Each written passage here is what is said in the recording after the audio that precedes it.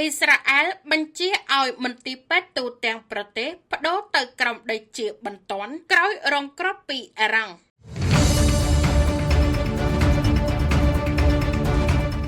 សង្គ្រាមដែលបានផ្ទុះឡើងវិញយ៉ាងតន់ហន់បានបង្ខំឲ្យក្រសួងសុខាភិបាលអ៊ីស្រាអែលចេញបញ្ជាបន្ទាន់មួយនាថ្ងៃច័ន្ទទី8 ខែមិថុនាឆ្នាំ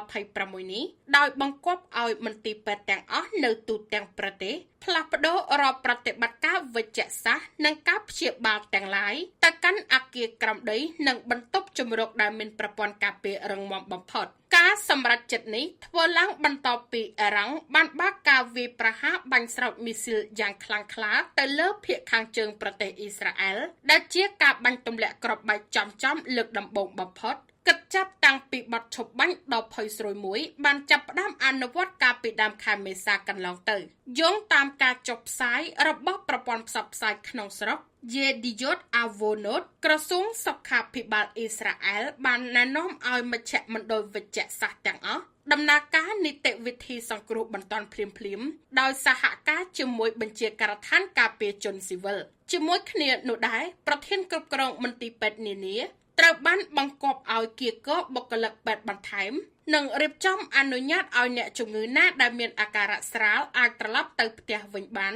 ដើម្បីទុកកន្លែងត្រៀមលក្ខណៈទទួលអ្នករងគ្រោះថ្នាក់ដើមចំនៃការផ្ទុះអាវុធដាក់គ្នានេះគឺដោយសារតែអ៊ីរ៉ង់បានបាញ់មីស៊ីលជាច្រើនសម្ដៅទៅភាគខាងជើងអ៊ីស្រាអែលដើម្បីសងសឹកនឹងការដែលយន្តហោះចម្បាំងអ៊ីស្រាអែលបានហោះទៅទម្លាក់គ្រាប់បែកនៅតំបន់ជាយក្រុងភាគខាងត្បូងនៃទីក្រុងបេរុតប្រទេសលីបង់ដោយខាងទីក្រុង Tel Aviv អះអាងថាគោលដៅនោះគឺជាមជ្ឈមណ្ឌលបញ្ជានិងរៀបចំផែនការរបស់ក្រុមហេបឡាការបាញ់ប្រហារសងសឹកគ្នានេះបានបំបែកភាពស្ងប់ស្ងាត់និងធ្លាប់មានជាច្រើនខែមកហើយក្រោមបទឈប់បាញ់កាលពីខែមេសាខណៈដែលខាងក្រសួងសុខាភិបាលអ៊ីស្រាអែលក៏មិនទាន់អាចបញ្ជាក់បាននៅឡើយទេថាតើមន្ទីរពេទ្យនានានឹងអាចត្រឡប់មកដំណើរការជាធម្មតាវិញនៅពេលណានោះទេ